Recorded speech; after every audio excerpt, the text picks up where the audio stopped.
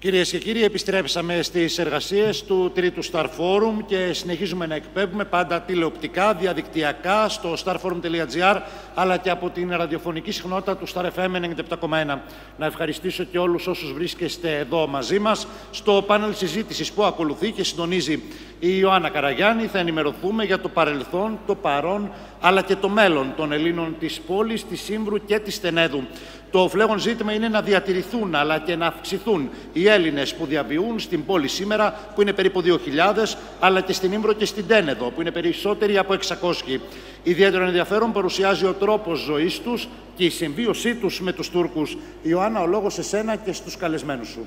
Σπύρο, σε ευχαριστούμε πολύ. Χαίρετε κυρίες και κύριοι. Σήμερα θα μιλήσουμε για την Κωνσταντινούπολη, την πόλη που κλείνει στους κόλπους της την ιστορία όλου του ελληνισμού. Συχνά την αποκαλούμε Βασιλεύουσα, Βυζάντιο, Νέα Ρώμη. Θα μιλήσουμε όμως και για τα δύο νησιά μας, την Ήμβρο και την Τένεδο, καθώς μαζί με την πόλη αποτελούν τις περιοχές οι οποίες με βάση τη συνθήκη της Λοζάνης το 1923 εξαιρέθηκαν από την ανταλλαγή. Έτσι, οι Έλληνες που ζούσαν εκεί δεν έφυγαν και ακολούθησαν αυτά που ακολούθησαν στη συνέχεια, τα οποία όσα μπορέσουμε σήμερα στο χρόνο που έχουμε θα αναλύσουμε. Έχουμε τη χαρά και τη τιμή να φιλοξενούμε στο Star Forum 2025 τον Σεβασμιότατο Μητροπολίτη Ήμβρου και Τενέδου, τον κύριο Κύριλλο, επίσκοπο του Οικουμενικού Πατριαρχείου, ο οποίος ταξίδεψε από την Κωνσταντινούπολη, ζει στην Ήμβρο και σήμερα είναι κοντά μας και σας ευχαριστούμε πάρα πολύ. Τον κύριο Νικόλαο Ουζούνογλου, πρόεδρο της Οικουμενικής Ομοσπονδίας Κωνσταντινουπολιτών και ομότιμο καθηγητή στο Εθνικό Μετσόβιο Πολυτεχνείο. Καλώς ήρθατε, κύριε καθηγητά. Ευχαριστώ. Τον κύριο Αντώνη Φιλιππίδη, πρόεδρο του Συνδέσμου της Πατριαρχικής Κατασκήνωσης Πεδοπόλεως, ο οποίος επίσης ταξίδεψε από την πόλη, έφτασε εχθές για να παρευρεθεί επίσης στο συνέδριό μας. Καλώς ήρθατε, σας ευχαριστούμε για το μακρινό ταξίδι. Σας ευχαριστώ. Τον κύριο Γιώργο Παπαθεοδόρου, πρόεδρο του Συλλόγου Ιμβρίων Αθηνών. Γεννήθηκε, μεγάλωσε στην Ήμβρο, ζει στην Αθήνα. Σας ευχαριστούμε πάρα πολύ. Και τον κύριο Λευτέρη Κτιστάκη, ο οποίος συνδέεται, έχει ασχοληθεί, βουλευτής της Βιωτίας, έχει ασχοληθεί με τα ακίνητα, με την περιουσία γενικότερα των Κωνσταντινουπολιτών. Σας ευχαριστούμε πολύ. Σεβασμιότατε, θα ξεκινήσω από εσάς. Στην πρωτεύουσα του νησιού της Ήμβρου, την Παναγία, εδρεύει η Ιερά Μητρόπολης Ήμβρου και Τενέδου του Οικουμενικού Πατριαρχείου. Είστε ιεράρχης των δύο νησιών. Ζείτε, πηγαινοέρχεστε Κωνσταντινούπολη, Ήμβρο, Τένεδο, ανάλογα με τις υποχρεώσεις σας. Θα θέλαμε έτσι παραστατικά, όσο μπορείτε και επιγραμματικά, να μας δώσετε την εικόνα του σήμερα, στις περιοχές αυτές. Καταρχάς, να σας ευχαριστήσουμε για την πρόσκληση και την δυνατότητα της συμμετοχής σε αυτό το φόρουμ. Να χαιρετήσω από καρδιάς όσους παρευρίσκονται, αλλά και τους τηλεθεατές του καναλιού. Η Ήμβρος και η Τένεδος είναι ένας ιστορικός τόπος, πονεμένος μεν, αλλά ιστορικός τόπος, και παρά τις οποιασδήποτε κατά καιρούς συνθήκες που επικρατούν, εμείς αγωνιζόμαστε και προσπαθούμε εκεί να είμαστε πάντα η συνέχεια, να αποτελούμε την συνέχεια, τη συνέχεια της ρωμιοσύνης, του γένους, της πίστης, της Εκκλησίας, του πολιτισμού, της ρωμαϊκής κουλτούρας, όλων εκείνων που αποτελούν την ταυτότητα του Ρωμιού. Και έτσι λοιπόν θεωρούμε ευλογία από το Θεό το ότι είμαστε εκεί για να μπορέσουμε να διακονήσουμε ουσιαστικά όλα τα ιερά, τα υψηλά και τα ιδεώδες του γένους μας σε αυτούς τους χώρους που μπορεί κάποια στιγμή να άλλαξαν χέρια, αλλά δυστυχώς ούτε η γη αλλάζει, ούτε ο ουρανός αλλάζει και πολύ περισσότερο δεν αλλάζει η καρδιά των ανθρώπων. Σας ευχαριστούμε πολύ. Θα επανέλθουμε. Έχουμε να πούμε πάρα πολλά. Κύριε καθηγητά, κύριε Ουζούνογλου, είστε πρόεδρος της Οικουμενικής Ομοσπονδίας Κωνσταντινουπολιτών. Γεννηθήκατε στη Χαλκιδόνα. Εκεί πρωτοπήγατε σχολείο και στη συνέχεια στο ζωγράφιο, γυμνάσιο. Πετύχατε μεταξύ των πρώτων στο Κρατικό Πολυτεχνείο της Κωνσταντινούπολης, από όπου αποφοιτήσατε και συνεχίσατε βέβαια τις σπουδές σας. Το 2011 τιμηθήκατε από τον Οικουμενικό Πατριάρχη, τον κύριο Βαρθολομαίο, με το οφίκιο του προστάτη των γραμμάτων. Θα θέλαμε μαζί σας να ξεκινήσουμε με μια ιστορική αναδρομή και με την οργανωμένη επίθεση που εξαπέλυσε ο τουρκικός όχλος υπό την καθοδήγηση της κυβερνήσεως τότε Μεντερές εναντίον της ευημερούσης ελληνικής κοινότητας τότε της Κωνσταντινουπόλεως στις 6 και 7 Σεπτεμβρίου του 1955, τα γνωστά Σεπτεμβριανά, κύριε καθηγητά. Ευχαριστώ πολύ. Για να κάνουμε μια σύντομη ιστορική αναφορά, θα πρέπει να δούμε και πιο γενικά το θέμα. Ο ελληνισμός της Ανατολής, η Ρωμιοσύνη, απεδείχθη ότι δύο χώρες σε σύντομο χρονικό διάστημα τις έχει μετατρέψει, τις έχει αναπτύξει σε ένα πολύ υψηλό επίπεδο. Και αναφέρουμε το εξής, ότι το 1850 η Οθωμανική Αυτοκρατορία ζούσε στη Μεσαίωνα και όταν φτάσαμε το 1914 πριν από τον πόλεμο, η Οθωμανική Αυτοκρατορία, τα τμήματα που ζούσαν οι Έλληνες και οι Αρμένοι μαζί, είχε αναπτυχθεί πάρα πολύ. Δυστυχώς οι εξελίξεις ανέτρεψαν όλη αυτή την πορεία την θετική. Και από την άλλη πλευρά, μετά από το 1922, αυτό το στοιχείο του ελληνισμού της Ανατολής που όσο επιβίωσε και ήρθε στην Ελλάδα, την δημιούργησε τη σύγχρονη Ελλάδα. Μην το ξεχνάμε αυτό και πρέπει να το τονίσουμε, ότι σήμερα η Ελλάδα, το ότι βρίσκεται εντός της Ευρωπαϊκής Ένωσης, οφείλεται κυρίως σε αυτό το στοιχείο. Η Ελλάδα, που ήταν η πιο καθυστερημένη χώρα των Βαλκανίων με την Αλβανία, μετατρέπει μέσα σε μερικά χρόνια σε μια σύγχρονη χώρα χάρη σε αυτό το δυναμικό. Και αυτό σε τι οφειλόταν? Οφειλόταν στο υψηλό επίπεδο της παιδείας που είχε αναπτυχθεί υπό τη στέγη του Οικουμενικού Πατριαρχείου και με όλους τους οργανισμούς που είχε, τους συλλόγους. Λοιπόν, δυστυχώς το 55 που αναφέρεστε είναι ένας κρίκος της αλυσίδας και η αλήθεια είναι ότι και μετά από τη Λοζάνη από το 1923 η ίδια η νοοτροπία ότι ο οποιοσδήποτε δεν δέχεται να ταυτιστεί με αυτό που θέλουν να τον επιβάλλουν, θέλει να διατηρήσει την παράδοσή του, θέλει να διατηρήσει τον πολιτισμό και τη θρησκεία του, αυτά που ανέφερε ο Σεβασμιότατος, ήταν εν δυνάμει επικίνδυνος. Και δυστυχώς συνέβη αυτό το 1955 και πρέπει να πούμε το εξής, επειδή είναι και στην επικαιρότητα στις ειδήσεις τα γεγονότα που εκτελήσονται σήμερα στην Τουρκία. Το 1946 το Λαϊκό Ρεπουμπλικανικό Κόμμα είχε συντάξει μία έκθεση στην οποία μιλούσε ότι πρέπει να εορταστούν τα 500 χρόνια από την άλωση χωρίς την παρουσία των Ρωμιών στην Κωνσταντινούπολη.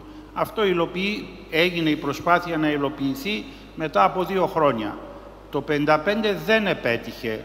Γιατί η κοινοτική οργάνωση που πάντοτε είχε το Οικουμενικό Πατριαρχείο και όλες οι κοινότητες, είχε διατηρηθεί στην πόλη, συγκρατήθηκε και βλέπουμε η αποχώρηση από την πόλη ήταν λίγη σχετικό. Εκείνο το οποίο όμως σχεδιάστηκε πάλι από το ίδιο κόμμα, το Λαϊκό Ρεπουμπλικανικό Κόμμα, το 1964, ένα σημείο που είχε μείνει στη Λοζάνη σε γκρίζα ζώνη, το εκμεταλλεύτηκε η τότε κυβέρνηση και οργανώθηκαν αυτές οι μαζικές απελάσεις. Αυτό ήταν το κέριο χτύπημα κατά του ελληνισμού της πόλης και δυστυχώς έμεινε ανυπεράσπιστος. Όλες οι χώρες οι οποίες είχαν υπογράψει τη συνθήκη της Λοζάνης συμπεριλαμβανομένους και της ελληνικής πολιτείας ουσιαστικά δεν έπραξαν τίποτα. Αυτές οι μαζικές απελάσεις, κύριε καθηγητά, σε τι ποσοστό ήτανε? Αυτές οι μαζικές απελάσεις, ενώ στη Λοζάνη ήταν ξεκάθαρο ότι και οι Έλληνες υπήκοοι ή οι Τούρκοι υπήκοοι που αποκτήσαν την υπηκότητα της χώρας είχαν το δικαίωμα παραμονής στην Κωνσταντινούπολη, σε 2 φάσεις η κοινότητα που είχε το 1/5 με ελληνική ηθαγένεια απελάθηκε. Το 1932 εν μέσω οι 2 χώρες που συζητούσαν να δημιουργήσουν μια συνομοσπονδία αφαιρέθηκε το δικαίωμα εργασίας σε 20 επαγγέλματα από αυτήν την κοινότητα και το 1964 καταγγέλθηκε μία σύμβαση με την οποία δεν είχε καμία σχέση. Η ελληνική διπλωματία τελείως αδιαφόρησε για αυτό το θέμα και εν μία νυχτή 12.000 περίπου Έλληνες υπήκοοι εξαναγκάστηκαν σε απέλαση κάτω από τραγικές συνθήκες και βέβαια αυτό παρέσυρε όλη την ομογένεια. Μέσα σε 2-3 χρόνια από 90.000 η ομογένεια μειώθηκε περίπου σε 15.000. Και βλέπουμε και στο σχετικό κανένας οργανισμός δεν ενδιαφέρθηκε. Ο μόνος οργανισμός διεθνής, ο οποίος και το 55 και κυρίως το 55 ενδιαφέρθηκε, ήταν το Παγκόσμιο Συμβούλιο των Εκκλησιών. Και βλέπουμε και στο σχετικό σχεδιάγραμμα που μας έχετε εσείς δώσει, κύριε καθηγητά, 160.000 ήταν ο πληθυσμός το 1955. Τώρα είμαστε περίπου στις 2.000. Κάπου 2.000, ναι. Μια οργανωμένη επίθεση τότε με λαιλασίες, με χιλιάδων επιχειρήσεων, σπιτιών. Ο κύριος μηχανισμός που δούλεψε ήταν το εξής. Το 1962, ενώ μεταξύ των δύο χωρών οι σχέσεις πάλι είχαν βελτιωθεί, υπήρχε επισκέψεις από τον Πρωθυπουργό, τον Κωνσταντίνο Καραμανλή κτλ. Το 1962 τον Νοέμβριο, επί Πρωθυπουργίας του Ισμέτ Ινουνού, ο οποίος ήταν ο πρόεδρος του Λαϊκού Ρεπουμπλικανικού Κόμματος, ιδρύεται μια επιτροπή επί μειονοτήτων. Αυτή στο καθήκον δεν είχε καμία σχέση με τις μειονότητες. Ήταν το πώς θα αφανίσει τις μειονότητες. Κατέστρωσε το σχέδιο για την Ήμβρο και την Τένεδο που θα τα ακούσουμε και επίσης για την πόλη. Και οι απελάσεις, αλλά δεν ήταν και τα διοικητικά μέτρα. Το τραγικό ήταν ότι αυτή η Επιτροπή ήταν υπεράνω εξουσιών, όλων των εξουσιών, δικαστικών. Οι δικαστές πολλές φορές αναγκαζόντουσαν μέχρι το 2003-2004, που άλλαξε η κυβέρνηση στην Τουρκία, να μην δικάζουν με τον νόμο. Είχαν εντολή για εθνικούς λόγους να μην εφαρμόζουν τον νόμο της ίδιας της χώρας. Κύριε καθηγητά, δύο λόγια για το έργο και τον σκοπό της δημιουργίας της Οικουμενικής Ομοσπονδίας που ηγείστε Κωνσταντινουπολιτών. Αυτή είναι η Ομοσπονδία των εκπατρισμένων Ελλήνων της Κωνσταντινούπολης. Σήμερα το 98% του πληθυσμού που έπρεπε να ζει στην πόλη είναι εκπατρισμένο. Και αυτό το διαλαλούμε προς όλες τις κατευθύνσεις. Και θεωρούμε βάσει του διεθνούς δικαίου, αλλά και το συμφέρον της ίδιας της Τουρκίας, ότι πρέπει να επιβιώσει αυτή η κοινότητα. Ο μόνος τρόπος για να επιβιώσει αυτή η κοινότητα είναι έστω ένας μικρός ποσοστό νέων να επαναπατριστούν. Βεβαίως έχουμε όλοι δικαίωμα να επιστρέψουμε, αλλά για να υπάρξει μέλλον πρωτίστως είναι ζήτημα οι νέοι κάτω από συνθήκες όμως που δεν θα επαναληφθούν στο παρελθόν αυτά που συνέβησαν, να επαναπατριστούν, να δημιουργήσουν οικογένειες, να προοδεύσουν και να συμβάλλουν και στην πρόοδο βέβαια της ίδιας της χώρας της Τουρκίας. Και κάνετε ένα σπουδαίο έργο και για τους νέους πάνω σε αυτό. Θα το αναφέρουμε στην δευτερολογία σας, κύριε καθηγητά, για το σχετικό πρόγραμμα, έτσι ώστε πολλοί νέοι να επιστρέψουν στην πόλη. Θα περάσουμε στον κύριο Φιλιππίδη, τον πρόεδρο του Συνδέσμου της Πατριαρχικής Κατασκήνωσης. Κύριε Φιλιππίδη, με αφορμή το 12ο Φεστιβάλ Χορού που έγινε στην πόλη πριν από μερικές ημέρες από το Ζωγράφιο Σχολείο, γράψατε κάτι στη σελίδα σας στο Facebook που μας συγκίνησε πάρα πολύ και χαρακτηριστικά λέτε «Να έρχεστε πάντα στη πόλη. Από 2.000 που είμαστε, γίναμε έστω και για ένα τριήμερο 5 με 6.000. Περνάς από το πέραν και ακούς μόνο ελληνικά. Να έρχεστε πάντα, να δίνουμε ηχηρό μήνυμα ότι είμαστε εδώ και δίνουμε παρόν δυνατό».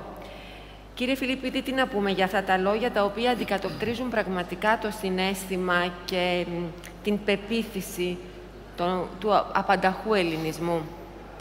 Και θα ήθελα έτσι από καρδιάς να μας πείτε για αυτά τα λόγια που γράψατε. Θέλω να σας ευχαριστήσω καταρχήν για τη δυνατότητα του Δήματος σε αυτό το πολύ σημαντικό συνέδριο που οργανώνεται, έτσι ώστε να μπορέσουμε να δείξουμε κι εμείς τα θέματα της Ρωμιοσύνης στην Κωνσταντινούπολη και όχι μόνο.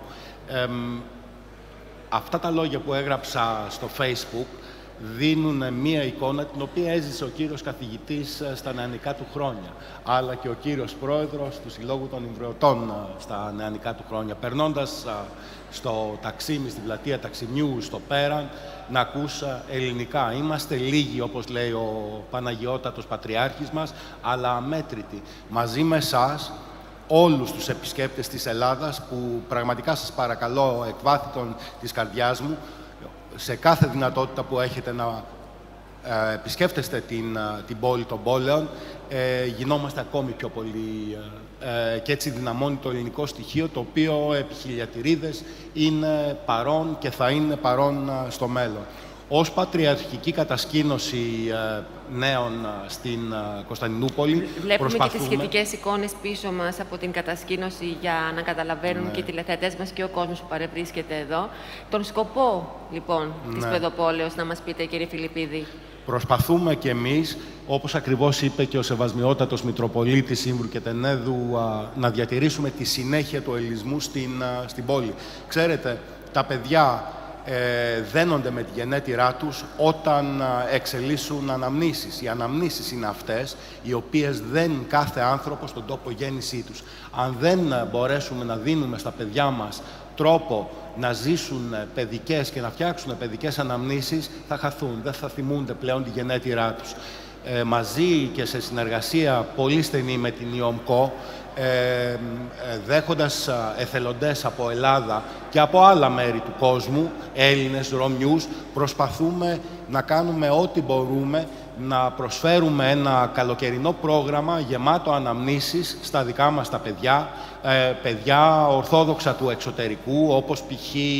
ελληνικών κοινοτήτων της Ρωμανίας, τα οποία φιλοξενήσαμε πέρσι, για να μπορέσουμε πρώτον να ενισχύσουμε την ελληνομάθεια των παιδιών, να συνηθίσουν να μιλάνε αναμεταξύ τους, να είναι σε επαφή αναμεταξύ τους, όσο καταλαβαίνετε, σε μια πόλη των 20 εκατομμυρίων, όπου υπάρχουν μόνο 2.000 Έλληνες, οι οποίοι είναι διασκορπισμένοι σε όλη την επικράτεια της Κωνσταντινούπολης, είναι αδύνατο τα παιδιά να βρεθούν αναμεταξύ τους σε ένα χώρο, να συγκεντρωθούν εκτός το χώρο του σχολείου. Οπότε η κατασκήνωση όχι μόνο τα δίνει, τα προσφέρει ένα τέτοιο χώρο, αλλά εκτός του δικού του σχολείου, στο οποίο βρίσκονται, τα δίνει την δυνατότητα να συνεργαστούν, να έρθουν σε επαφή και να φτιάξουν φιλίες μαζί με όλα τα παιδιά τα οποία ζουν στην πόλη. Περίπου ο αριθμός των παιδιών που συγκεντρώνονται στις κατασκηνωτικές περιόδους και σε ποια περιοχή είναι, βέβαια. Και... Ναι, είναι βασικά... Δεν μπορούμε να μην το αναφέρουμε αυτό. Να ξεκινήσω λίγο με την περιοχή, γιατί πραγματικά είναι πάρα πολύ σημαντικό. Η κατασκήνωση στεγάζεται στην Πατριαρχική Μονή Μεταμορφώσεως του Χριστού, στην Ίσο Πρώτη των Πριγκιπονήσων. Έχει ιδρυθεί, τα αγαπημένα πανέμορφα πριγκιπόνησά μας. Έχει ιδρυθεί το μοναστήρι τον 9ο αιώνα, οπότε καταλαβαίνετε τι ιστορία υπάρχει.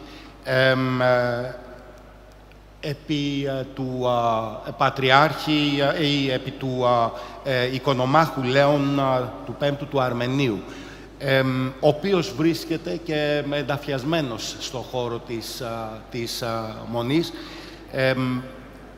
Όλοι μας γνωρίζουμε τον αυτοκράτορα Ρωμανό τον Διογέννη, ο οποίος είναι και αυτός ενταφιασμένος εκεί, οπότε έχουμε έναν δεύτερο πάρα πολύ ιστορικό τάφο.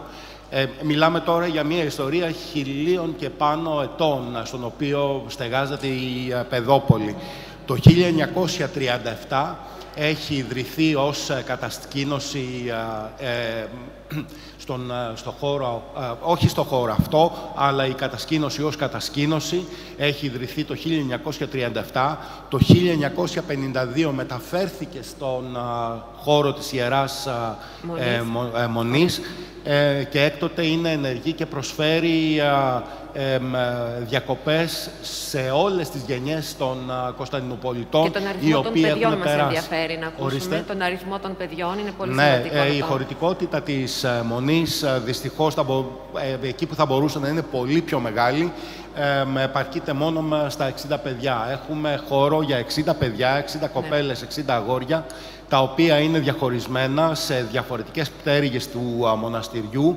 Δυστυχώς πρέπει να γίνουν ανακαινιστικές εργασίες λόγω της σεισμοπληξίας της περιοχής, έτσι ώστε να μπορέσουμε να ανεβάσουμε τη χωρητικότητα και να μπορέσουμε να προσφέρουμε σε πιο πολλά παιδιά ιδανικές συνθήκες καλοκαιριού. Ευχαριστούμε πάρα πολύ κύριε Φιλιππίδη και εύχομαι να το πράξετε αυτό, να το πετύχετε. Πριν περάσω στον κύριο Παπαθεοδόρου, θα παρακαλούσα τους συνεργάτες μου στο κοντρόλ, αν είναι έτοιμοι να παίξουν το βίντεο έναρξης για την Ήμβρο, έτσι ώστε να μπούμε λίγο και στο πνεύμα του νησιού της Ήμβρου. Και κύριε Παπαθεοδόρου, αφού δούμε τις εικόνες, αν είμαστε έτοιμοι να ξεκινήσουμε.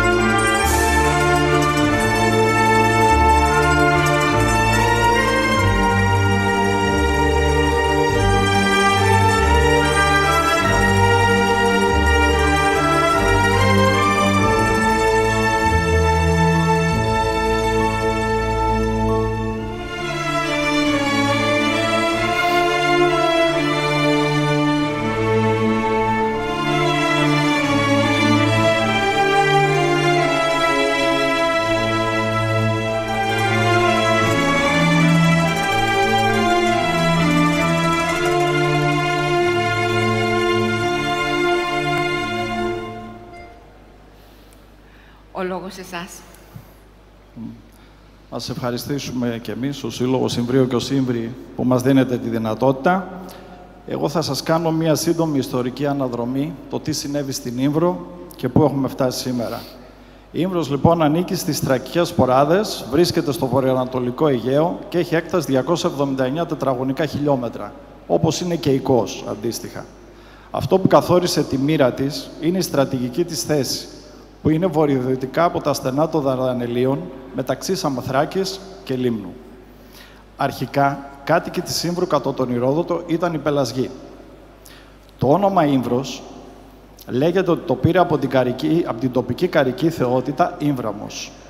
Στον 5ο αιώνα, π.Χ. η Ήμβρος είναι απικία των Αθηνών και στέλνονται εκεί Αθηναίοι κληρούχοι. Η Ήμβρος εκείνη την περίοδο θεωρείται Δήμος Αθηναίων εν Ήμβρο. Επί Ρωμαϊκής, Βυζαντινής και Οθωμανικής Αυτοκρατορίας, οι Ήμβροι έπρεπε να επιβιώσουν, αφού συνεχώς έφτανε κάποιος επίδοξος κατακτητής. Ανέπτυξαν έτσι διαπραγματευτικές δεξιότητες και τη δυνατότητα προσαρμογής στις εκάστοτε νέες συνθήκες. Ο πληθυσμός ήταν πάντα ελληνικός και λόγω ιδιαιτεροτήτων του νησιού, μικρή κάμπη, πολλά νερά, ήταν αυτάρκης σε γεωργικά προϊόντα. Οι Ήμβροι διακρίνονταν για την έντονη θρησκευτικότητα, την αγάπη για την παιδεία και την ελληνική γλώσσα και τη διαχρονική πολιτισμική συνέχεια. Το 1912 τον Οκτώβριο, η Ήμβρος κατελήφθηκε από το θωρηκτό Αβέροφ μαζί με τα άλλα νησιά του βορειοανατολικού Αιγαίου. Το 1915 καταλήφθηκε από τους Άγγλους και χρησιμοποιήθηκε στις στρατιωτικές επιχειρήσεις της μάχης της Καλύπολης. Το 1920, με τη συνθήκη των Σευρών, παραχωρήθηκε και επίσημα στην Ελλάδα και ήταν τμήμα του νόμου Λέσβου. Το 1922 η Ήμβρος έχει πληθυσμό περίπου 10.000 αμιγώς Έλληνες. Τον Ιούλιο του 1923 και λόγω της στρατηγικής θέσης με τη συνθήκη της Λοζάνης παραχωρήθηκε στην Τουρκία. Λόγω όμως του αμιγώς ελληνικού πληθυσμού και με το άρθρο 14 παραχωρήθηκε με καθεστώς ειδικής διοίκησης από τον αυτόχρονο πληθυσμό. Το 1927 ψηφίστηκε ο νόμος 1151 περί τοπικής αυτοδιοίκησης των νήσων, με τον οποίο ουσιαστικά καταργήθηκαν οι αυτοδιοικητικές ρυθμίσεις της Λοζάνης και απαγορεύτηκε η διδασκαλία της ελληνικής γλώσσας. Το 1942 κλείνουν τα μοναστήρια, δεσμεύεται η περιουσία τους και μετά μερικά χρόνια γίνεται η πρώτη προσπάθεια επικισμού.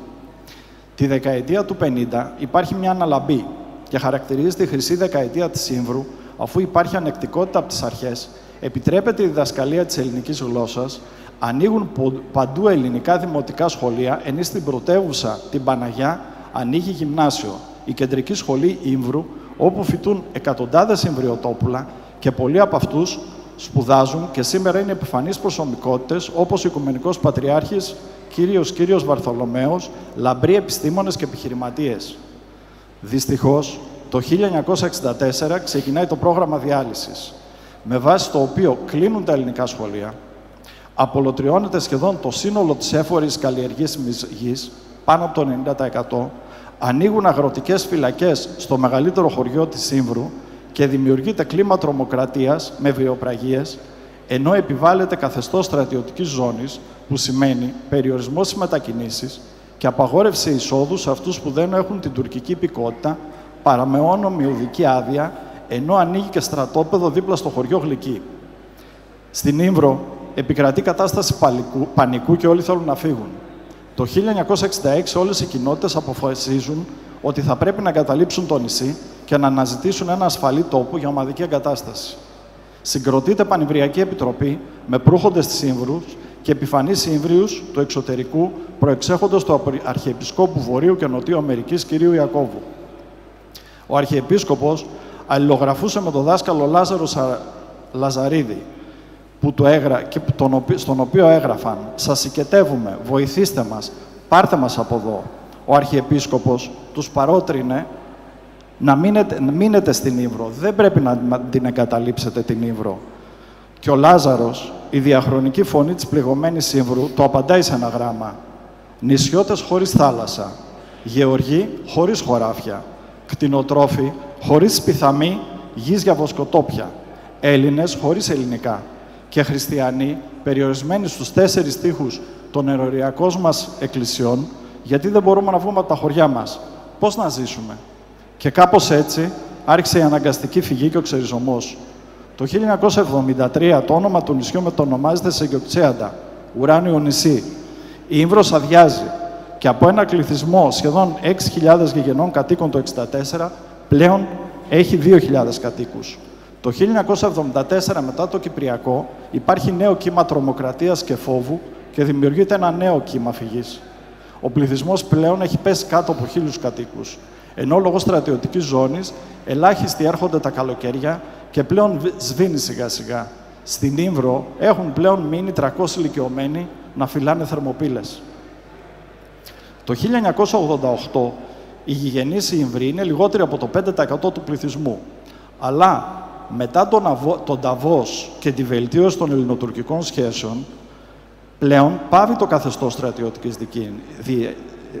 στρατιωτικής ζώνης που υπάρχει στην Ήμβρο. Σιγά-σιγά, ακόμα και οι Ήμβροι που δεν έχουν την τουρκική υπηκότητα, έχουν τη δυνατότητα να επιστρέφουν. Έτσι, τα καλοκαίρια δειλά-δειλά αρχίζουν να επιστρέφουν κάποιοι Ήμβροι, να φτιάχνουν τα εγκατελειμμένα σπίτια τους, να κάνουν τα πανηγύρια τους και να θυμούνται και πάλι την Ήμβρο.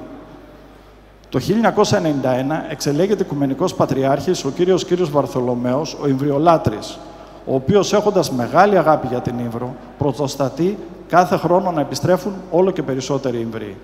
Το 2003 ανεβαίνει στην εξουσία της Τουρκίας ο Ρετζέπ Ταγίπ Ερντογάν, ο οποίος έχει μια στάση θετική και ανεκτική απέναντι στις μειονότητες. Παράλληλα, ξεκινούν οι ενταξιακές συνομιλίες της Τουρκίας με την Ευρωπαϊκή Ένωση, ενώ εμφανίζεται μια ομάδα Ιμβρίων, η οποία βλέπει την ευκαιρία και προσπαθεί να διεθνοποιήσει το Ιμβριακό. Και πράγματι, το καταφέρνει.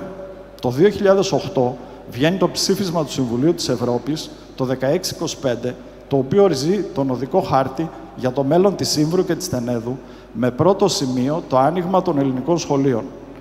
Ορίζει να πάμε σε μια διαπολιτισμικότητα σε αυτό το νησί και να δοθεί δυνατότητα στους Ιμβρίους να επιστρέψουν. Μάλιστα, το ψήφισμα ψηφίστηκε και από την τουρκική αντιπροσωπεία. Το 2013 επαναλειτουργεί μετά από σχεδόν 50 χρόνια το ελληνικό μειονοτικό σχολείο στους Αγίους Θεοδόρους, το Δημοτικό. Το Σεπτέμβριο του 2015 ανοίγει και το Γυμνάσιο και Λύκειο, ενώ το 2017 και το Νηπιαγωγείο. Το 2021 σε όλες τις βαθμίδες έχουμε 59 παιδιά. Πλέον η ελπίδα επέστρεψε στην Ήμβρο και τα χωριά μας έχουν γεμίσει με ελληνικές φωνές. Ο ελληνικός πληθυσμός από 167 κατοίκους το 2005 πλέον είναι πάνω από 500 κατοίκους και πλησιάζει τον αριθμό των 600. Πολλοί από αυτούς έχουν ανοίξει επιχειρήσεις και απασχολούνται με τον τουρισμό. Πλέον έχουμε 41 αποφύτους και ατονίζουμε το μέλλον με αισιοδοξία. Βέβαια, δεν σημαίνει ότι όλα μας τα προβλήματα έχουν επιλυθεί, αφού ο αγώνας μας είναι διαρκής. Ευχαριστούμε πάρα πολύ και επειδή η ελπίδα έχει επιστρέψει στην Ήμβρο, θα παρακαλούσα τους συνεργάτες μου στο κοντρόλ να ετοιμάσουν και να παίξουμε το βίντεο της Κωνσταντίνας Μπακάλη. Επειδή ο χρόνος τρέχει, θα πρέπει να αλλάξουμε λίγο το σχεδιάγραμμά μας. Να ακούσουμε μία Ήμβρια Ελληνίδα, η οποία έχει φοιτήσει στο σχολείο, έτσι απόφοιτο στο σχολείο της Ήμβρου. Της Ήμβρου. Τι έχει να μας πει? Παρακαλώ πολύ, αν είμαστε έτοιμοι. Έφυγα από την Αθήνα ένα κορίτσι 16 χρονών που θεωρούσε ότι το εμπορικό δίκαιο και ο κλάδος της διαπραγμάτευσης ήταν το μέλλον μου και η Ήμβρος ο πιο εύκολος δρόμος να το κατακτήσω.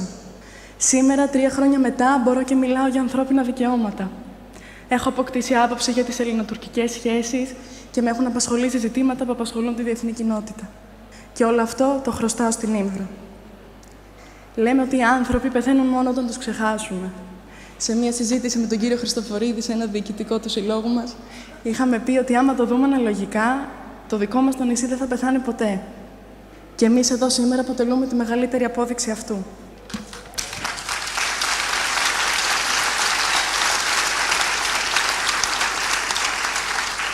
Η χαρά μου και η συγκίνησή μου όμως δεν προκύπτει μόνο από αυτό το γεγονός, αλλά από το ότι σε αυτή την αίθουσα, εκεί πάνω, είναι οι συνοδοιπόροι μου στο όνειρο.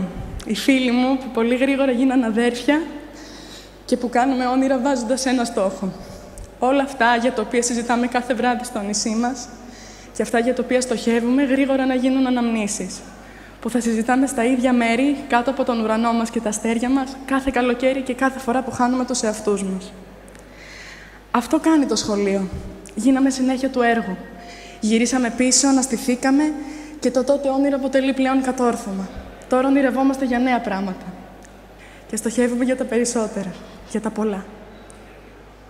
Ευχαριστούμε πάρα πολύ την Κωνσταντίνα. Κύριε Κτιστάκη, συνδέεστε με την Κωνσταντινούπολη. Ως προς τα ελληνικά περιουσιακά στοιχεία των Ελλήνων εκεί. Τι ακριβώς λοιπόν συμβαίνει, να μας πείτε στον τομέα αυτόν? Ναι. Καλημέρα καταρχάς σε όλοι και ευχαριστώ πάρα πολύ για την πρόσκληση. Και λίγο πιο κοντά, αν μπορείτε, στο μικρόφωνο. Ναι. Ευχαριστώ πάρα πολύ για την πρόσκληση και ήταν και χαρά μου γιατί βλέπω και κάποιους γνωστούς, κάποιους από τους οποίους ήξερα από πριν, όπως τον καθηγητή Ουζούνογλου. Ακούσαμε στο βίντεο και είπε ο κ. Παπαθεοδόρου τη συμβολή του Συμβουλίου της Ευρώπης όσον αφορά τα σχολεία, με διάφορα ψηφίσματα.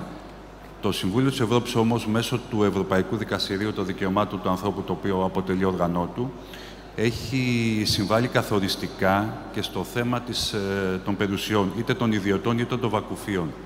Εστιάζοντας στα βακούφια, τα οποία θα λέγαμε ότι ήταν τα ιδρύματα, αυτά που σήμερα στην Ελλάδα λέμε ιδρύματα, ήταν ένας και είναι ένας πολύ σημαντικός παράγων της ελληνικής κοινότητας και θα έλεγα ότι είναι και ένας τρομερά σημαντικός συνδετικός κρίκος αυτής. Τι γινόταν με λίγα λόγια για να είμαστε κατανοητοί. Τα βακούφια ήταν τόσο σημαντικά, τα οποία προστατεύονται ρητά από τη Συνθήκη της Λοζάνης, από τα άρθρα 40 επόμενα της Συνθήκης της Λοζάνης.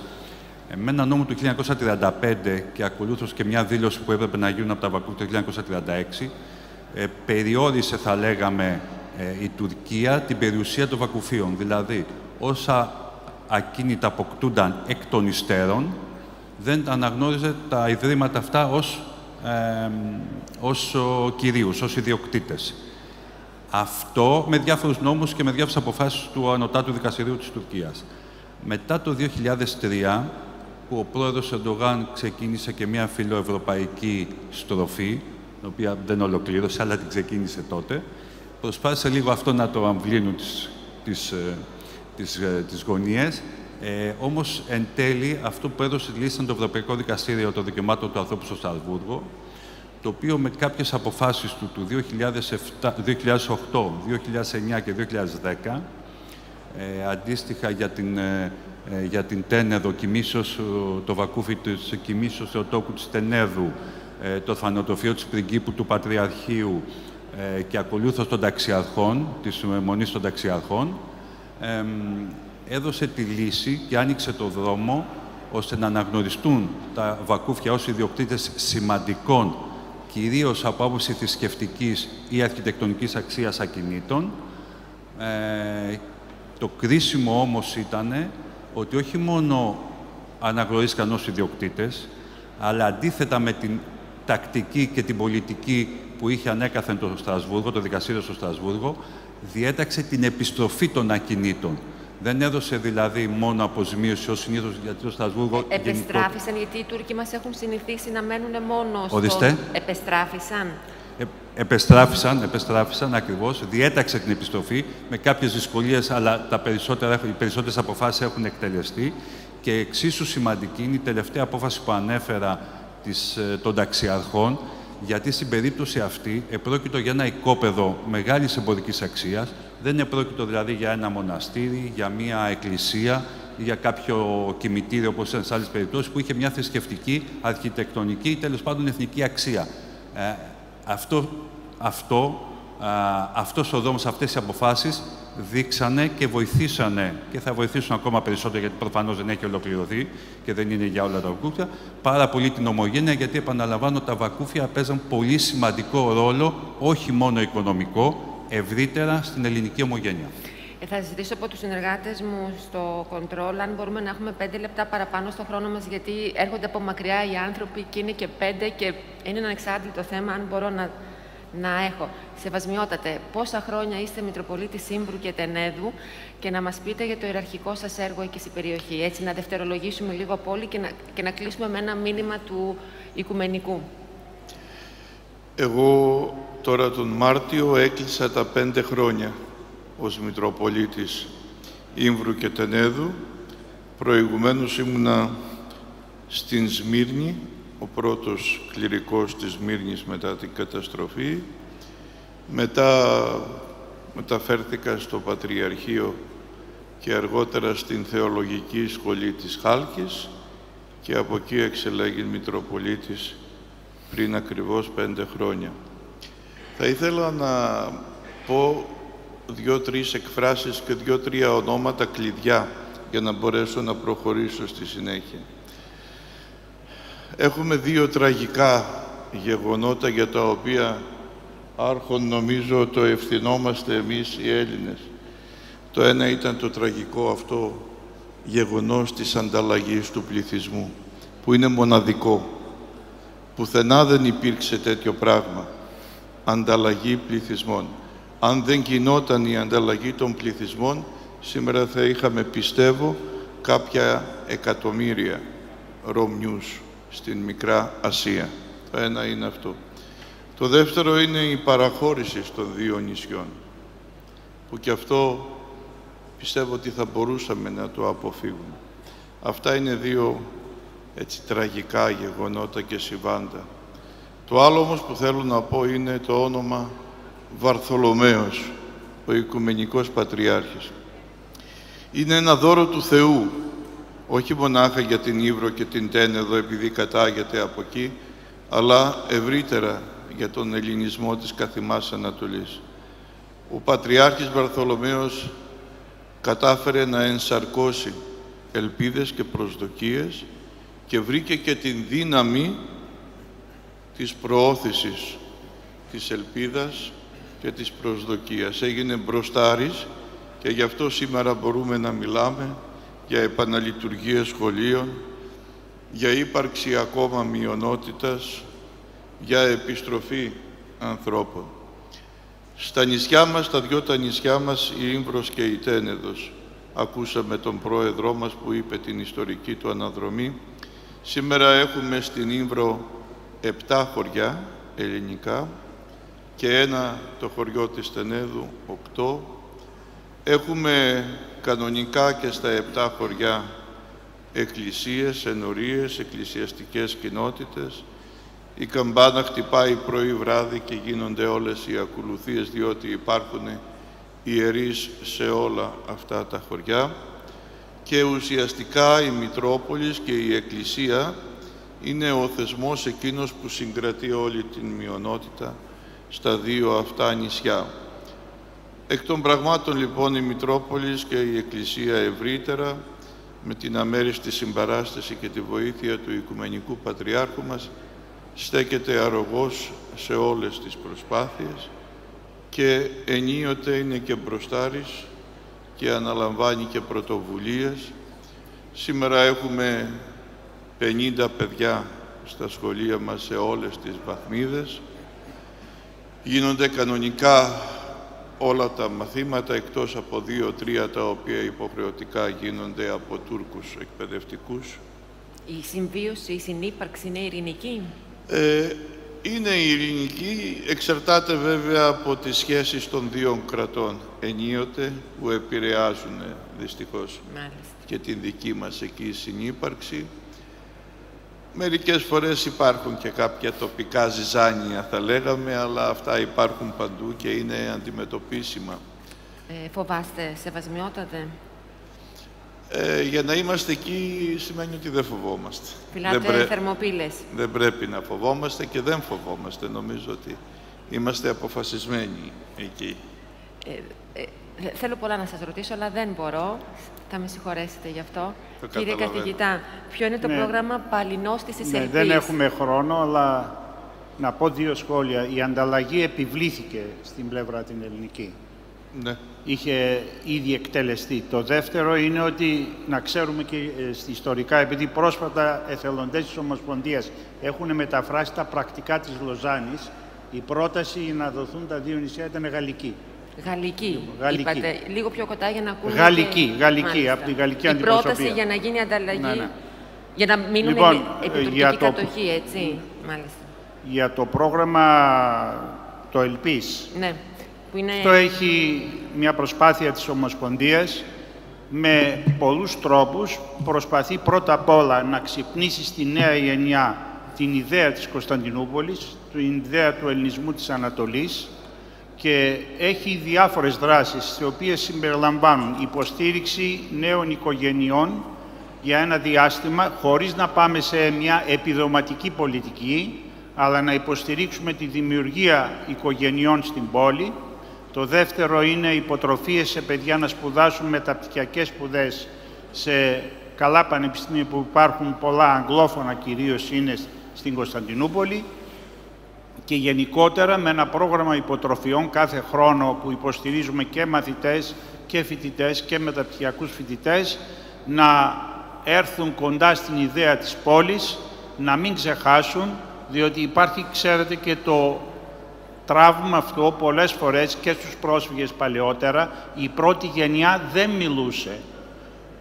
Αυτό και στους Κωνσταντινούπολιτες εν μέρει ισχύει και να ανατρέψουμε αυτή τη στιγμή η Ομοσπονδία επικοινωνεί με περίπου 1.000 νέους σε μόνιμη βάση, τους ενημερώνει συνέχεια τις εξελίξεις, οργανώνει εκδρομές, οργανώνει εθελοντικές αποστολές. Οι εθελοντές μας έχουν προσφέρει σε πάρα πολλά και μόνο το θέμα του σεισμού που υπάρχει ο κίνδυνος ο Θεός να φυλάξει να μην γίνει, μια ομάδα δούλεψε και ενημέρωσε όλα τα ιδρύματα μας εκεί. Και επίσης θέλω να τονίσω αυτό και ευχαριστούμε τον κύριο Λευτέρη Κτιστάκη που είναι πάντοτε μαζί μας, αλλά το μείζον θέμα για την πόλη και το στίχημα είναι η τύχη του Ιδρύματος Βαλουκλή. Το Βαλουκλή έχει τη μεγαλύτερη περιουσία των Ιδρυμάτων και δυστυχώς από το 1991 κατά των νόμων της ίδιας της Τουρκίας δεν γίνονται εκλογές. Και αυτή τη στιγμή σε μεγάλο βαθμό έχει αποξενωθεί αυτό το ίδρυμα από την ελληνική κοινότητα. Και δυστυχώς και η ελληνική πολιτεία δεν έχει σταθεί στο ύψος των πραγμάτων. Δεν θα έπρεπε να πιέζει ως προς αυτή την κατεύθυνση? Θα έπρεπε. Κύριε Φιλιππίδη, επιγραμματικά με 3 λέξεις, ως Κωνσταντινουπολίτης μεταξύ σας στις συζητήσεις στην πόλη, τι ονειρεύεστε όταν συζητάτε? Κυρίως, τι λέτε για το μέλλον σας? Έτσι, με 2 λόγια. Να σας πω, να φέρουμε όσους πιο πολλούς μπορούμε πίσω, να εγκαταστηθούν στην πόλη για να μεγαλώσει ο αριθμός μας. Γι' αυτό συνεργαζόμαστε πάρα πολύ στενά με την ΙΟΜΚΟ, από τον επιχειρηματικό κόσμο, προσφέροντας όσο γίνεται είτε θέσεις εργασίας, είτε προσπαθούμε να βρούμε θέσεις εργασίας έτσι ώστε να μπορέσουν να εγκαταστηθούν, να δελεάσουμε τους εθελοντές φέρνοντας κοντά τους στη γενέτειρα των πατέρων τους. Προσπαθούμε να κάνουμε πάρα πολλά. Χρειαζόμαστε την υποστήριξη όλων εσάς, όλων των Ελλήνων. Όπως είπα λίγο πριν, σας περιμένουμε να έρχεστε, να επισκέπτεστε όλα τα ιδρύματά μας, όλες τις κοινότητες, τις εκκλησίες. Παραδείγματος χάρη την εκκλησία του Μπαλίνου, η οποία είναι στο Κεράτιο, η οποία πριν 3 χρόνια εκ νέου αναστήθηκε, μπορώ να πω, η πατριαρχική κατασκήνωση, η οποία συνεχώς ανακαινίζεται και χρειάζεται υποστήριξη και οικονομική αλλά και ηθική για να μπορέσει να τελειοποιήσει το έργο της, έτσι ώστε να υπάρχουν υποδομές. Αυτά είναι από τη μία ενέργειες που προσπαθούν να δυναμώσουν την ύπαρξη μεταξύ Κωνσταντινουπολιτών εξωτερικού και της πόλης, αλλά από εκεί και πέρα και δυνατότητες να μεταφερθούν οικογένειες, νέες οικογένειες και να προσφέρουν στην πόλη με την γνώση τους και την εμπειρία τους. Θέλετε τους Έλληνες εκεί όσο μπορούν περισσότερο να πηγαίνουν. Ναι. Κύριε Παπαθεοδόρου, με τέτοιους νέους σαν την Κωνσταντίνα και εσείς μέσα σε λίγα δευτερόλεπτα, νομίζω ότι αξίζουν οι προσπάθειες που κάνετε. Εμείς ως Εμβριακή Διασπορά δεν ξεχνούμε ότι έχει γίνει στην Ύβρο. Διεκδικούμε τα δικαιώματά μας ως μειονοτικοί πολίτες, ισότιμοι πολίτες της τουρκικής δημοκρατίας, σε ένα καθεστώς ισονομίας και ισοπολιτείας και σε ένα περιβάλλον διαπολιτισμικής και διαθρησκευτικής συνεργασίας. Ονειρευόμαστε να δημιουργήσουμε στην Ύβρο τις κατάλληλες συνθήκες, ώστε τα παιδιά να παραμείνουν εκεί, να κάνουν τις επιχειρήσεις, να κάνουν τις οικογένειές τους, να γίνουν το παράδειγμα ώστε να επιστρέψουν και άλλοι νέοι να δημιουργήσουν εκεί επιχειρήσεις και οικογένειες, έτσι ώστε να αυξηθεί ο πληθυσμός μας και να καταφέρουμε να κρατάμε ανοιχτές τις εκκλησιές μας και πάντα να διατηρούμε την πολιτισμική μας κληρονομιά, που είναι αυτό που θέλουμε. Και να πάμε βέβαια και σε δεύτερο σχολείο. Πάντα και βέβαια σε όλα αυτά χρειαζόμαστε τη στήριξη και της ελληνικής πολιτείας και της τουρκικής κυβέρνησης όμως και των λοιπόν φορέων, ώστε να καταφέρουμε η Ύβρος να γίνει ένα μοναδικό παράδειγμα συμβίωσης χριστιανών και μουσουλμάνων σε ένα πλαίσιο διαπολιτισμικό και διαθρησκευτικής συνεργασίας. Αυτό είναι το όνειρό μας. Ευχαριστούμε πολύ. Κύριε Χριστάκη, ως πολιτικός, με μία φράση, η ελληνική πολιτεία εκάστοτε απέναντι τι θα έπρεπε να κάνει προς τους ομογενείς μας στην πόλη, στην Ύβρο, τη Τένεδο, Μικρά Ασία, Πόντος, αλυσμόνητες πατρίδες. Εγώ δεν θα επαναλάβω, θα παραπέμψω σε όσα είπαν οι προηγούμενοι συνομιλητές μου που τα ξέρουν πολύ καλύτερα τι πρέπει να γίνει για να τονωθεί το ελληνικό στοιχείο ή και να επιστρέψει. Ο καθηγητής ο Ζούνογλου είπε και συγκεκριμένες προτάσεις. Μάλιστα, προηγουμένως, μιλώντας απ' έξω πριν ξεκινήσουμε, μου έθιξε και ένα άλλο ζήτημα ο κύριος καθηγητής, το οποίο δεν το είχα υπόψη μου και το οποίο μπορεί να λύσει η ελληνική πολιτεία προς αυτή την κατεύθυνση. Ωραία. Θα πω όμως κάτι έτσι για να νομίζω κλείσουμε λίγο πιο εύθυμα. Υπάρχουν και πράγματα που γίνονται και δεν λέγονται. Μάλιστα. Το κρατάμε. Θα κλείσουμε με 1 λεπτού βίντεο από τον Πατριάρχη μας. Ναι, μεν μιλάει για την Ύβρο, είναι το βίντεο λήξης προς τους συνεργάτες μου, όμως όπου Ύβρος βάζουμε όλες τις αλυσμόνητες πατρίδες και την Κύπρο μας. Παρακαλώ. Εμείς δεν πιστεύουμε, δεν πιστέψαμε ποτέ ότι και η Ύβρος θα προσθεθεί στην αλυσίδα των χαμένων πατρίδων. Αυτό εξαρτάται από μας και κυρίως από εσάς τους νέους.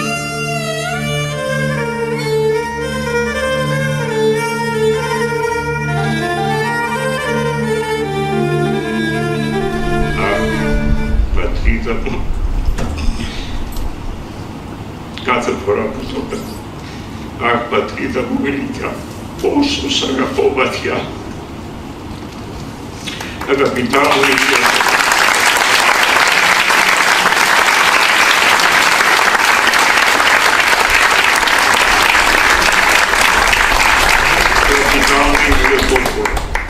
συγχωρήσατε με τη συγκίνηση και τον έντονο συναισθηματισμό, αλλά όσο ζω και αναπνέω, όπως έλεγε και ο συνονόματός μου ο Βαρθολομαίος, δεν θα εκείνος έλεγε, δεν θα ξεχάσω κτλ.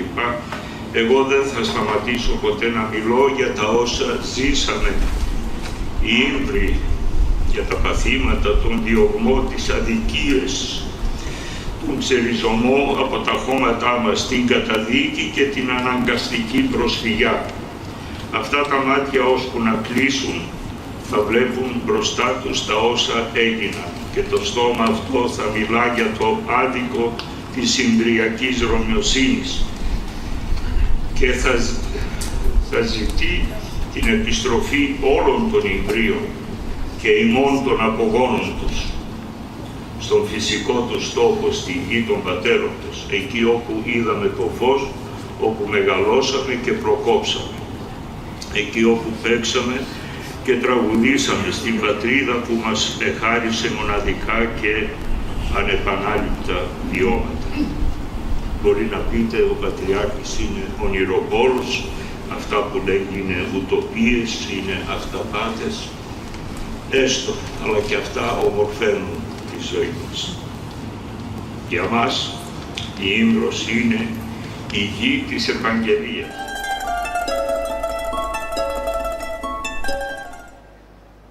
Σας ευχαριστούμε πάρα πολύ όλους. Σας ευχαριστούμε.